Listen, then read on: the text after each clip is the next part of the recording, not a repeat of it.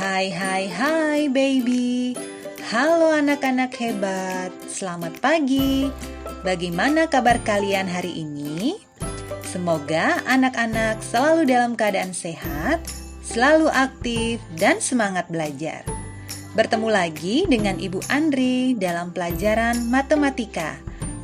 Kali ini kita akan membahas materi tentang KPK dan FPB. Silahkan siapkan alat tulis kalian dan simak baik-baik penjelasan dari Ibu ya. Oke, let's check it out.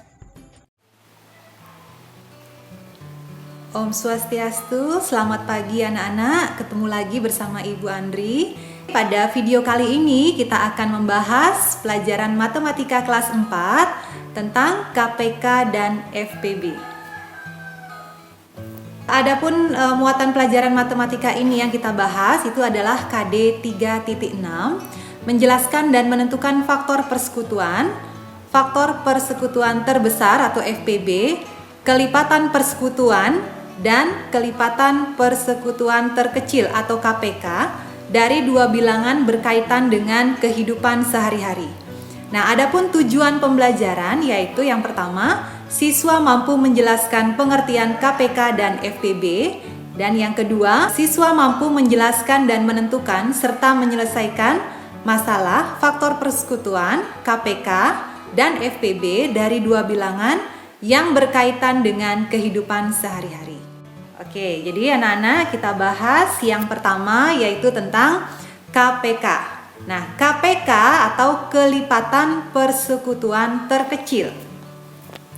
Nah, itu pengertiannya adalah kelipatan dari bilangan-bilangan yang paling kecil di antara kelipatan persekutuan atau kelipatan yang sama lainnya. Nah, untuk mencari KPK itu ada beberapa cara. Misalnya yang pertama, mengalihkan secara langsung. Yang kedua, menggunakan garis bilangan. Yang ketiga, menggunakan pohon faktor. Dan yang keempat, menggunakan teknik sengketa. Nah, jadi kita akan membahas satu persatu cara untuk mencari KPK. Yang pertama, yaitu mengalihkan secara langsung. Jadi Ibu ambil satu contoh soal di sini ya. Tentukan KPK dari 4 dan 6. Jadi yang pertama anak-anak lakukan adalah membuat kelipatan 4, yaitu 4, 8, 12, 16 dan seterusnya. Dan membuat kelipatan 6, yaitu 6, 12, 18 dan seterusnya. Nah, anak-anak bisa perhatikan dari kelipatan 4 dan kelipatan 6 itu yang angkanya sama adalah 12, 24, 36, dan 48. Jadi Ibu sudah berikan lingkaran merah pada angka yang sama antara kelipatan 4 dan 6. Kelipatan persekutuan dari 4 dan 6 kalau kita tuliskan yaitu 12, 24, 36, 48. Dan KPK dari 4 dan 6, jadi yang kita ambil adalah kelipatan persekutuan yang terkecil dari 4 dan 6 itu adalah 12. Gimana anak-anak? Sudah jelas ya? Nah, kemudian yang kedua, cara yang kedua itu adalah menggunakan garis bilangan. Ya, nah jadi Ibu berikan contoh soal di sini ya. Danan dan Bram mengikuti latihan berenang bersama-sama. Danan berlatih 2 hari sekali dan Bram berlatih 5 hari sekali.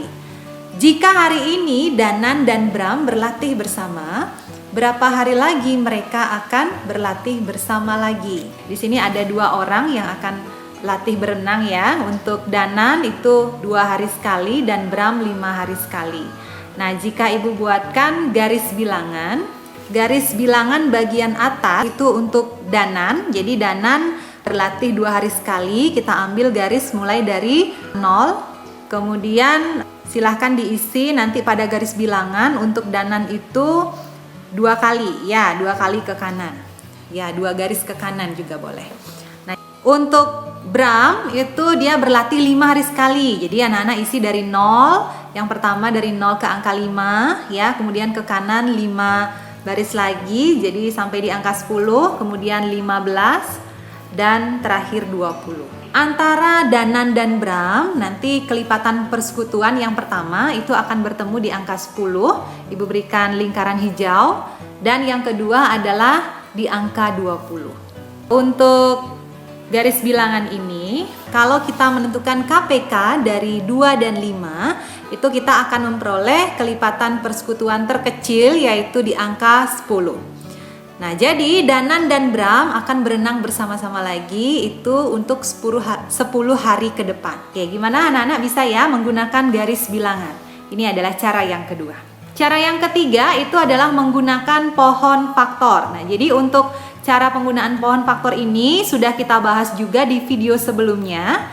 Nah, misalnya Ibu ambil contoh soal di sini ya, tentukan KPK dari 24 dan 30. Antara 24 dan 30 masing-masing kita buatkan pohon faktornya dengan menentukan faktorisasi prima.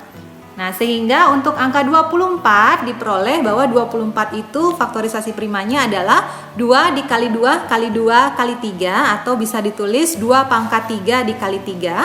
Kemudian untuk angka 30 itu faktorisasi primanya adalah 2 dikali 3 dikali 5. KPK itu dicari dengan mengalihkan semua faktor prima. Faktor prima yang sama nanti dipilih pangkat yang terbesar. Jadi ingat, faktor primanya jika ada yang sama itu dipilih pangkat yang terbesar. Anak-anak bisa perhatikan di sini pada angka 24 ya.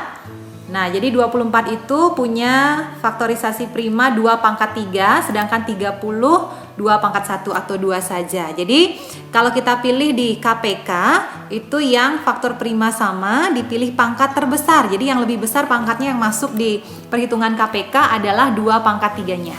Ya, jadi kita tulis 2 pangkat 3 dikali 3 dan 5. Jadi, hasilnya KPK dari 24 dan 30 itu adalah 120. Oke, bisa ya anak-anak ya. Oke, anak-anak kita lanjutkan. Cara yang terakhir dalam penentuan KPK yaitu menggunakan teknik sengkedan. Nah, jadi Ibu ambil contoh yang sama, contoh soal yang sama dengan cara penentuan KPK menggunakan pohon faktor ya. Jadi tentukan KPK dari 24 dan 30. Jadi antara 24 dengan 30 kita buatkan dalam bentuk tabel. Nah, yang pertama kita bagi dengan angka 2. Jadi 2 ini anak-anak masih ingat ya, 2 ini adalah bilangan prima terkecil. Jadi 24 kita bagi 2 hasilnya adalah 12, sedangkan 30 dibagi 2 hasilnya sama dengan 15.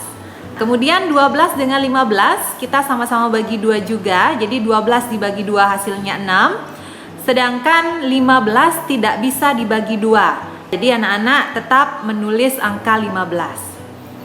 Oke, selanjutnya 6 dibagi 2 itu sama dengan 3. Sedangkan 15 tidak bisa dibagi 2, tetap ditulis 15. 3 dan 15 kita bagi 3. Nah, ini bisa ya, ada hasilnya. Jadi 3 dibagi 3 sama dengan 1, sedangkan 15 dibagi 3 hasilnya sama dengan 5. Dan yang terakhir, 1 tidak bisa dibagi 5, ditulis tetap angka 1, sedangkan 5 dibagi 5 hasilnya 1. Nah, jadi sudah terakhir pembaginya dengan hasil 1. Nah, jadi untuk menentukan KPK itu dengan cara mengali semua faktor prima pembagi. KPK dari 24 dan 30, nah jadi tinggal anak-anak tuliskan semua bilangan prima pembagi dari 24 dan 30 yang sudah Ibu kasih tanda lingkaran merah di sini ya. Nah, jadi tinggal dikali seluruhnya. 2 dikali 2 dikali 2 dikali 3 kali 5. Jadi bisa dituliskan 2 pangkat 3 dikali 3 dikali 5. Jadi hasilnya sama dengan 120. Walaupun anak-anak menggunakan cara pohon faktor maupun menggunakan teknik sengkedan, penentuan KPK dari 24 dan 30 itu hasilnya sama ya. Jadi sama-sama 120. Gimana anak-anak? Kita sudah bahas seluruhnya 4 cara dalam penentuan KPK. Nanti silakan anak-anak pilih mana cara yang rasanya lebih mudah ya. Nanti hasilnya sama. Oke, anak-anak, jadi kalau sebelumnya kita sudah membahas tentang cara-cara dalam penentuan KPK itu dengan menggunakan 4 cara ya. Nah, untuk kali ini kita akan lanjut membahas dalam penentuan FPB. Ya, kita bahas dulu.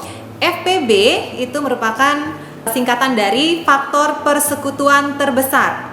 FPB adalah faktor dari bilangan-bilangan yang nilainya paling besar di antara faktor persekutuan atau faktor yang sama lainnya. Untuk mencari FPB itu bisa dengan menggunakan 2 cara. Yang pertama adalah dengan menggunakan pohon faktor dan yang kedua dengan menggunakan teknik sengkedan. Kita bahas cara yang pertama yaitu menggunakan pohon faktor. Nah, jadi untuk cara pohon faktor ini sebenarnya sudah kita bahas di penentuan KPK, cuman untuk contoh soal kali ini kita bahas yang untuk penentuan FPB. Ya, jadi Ibu ambil contoh soal, tentukan FPB dari 40 dan 60.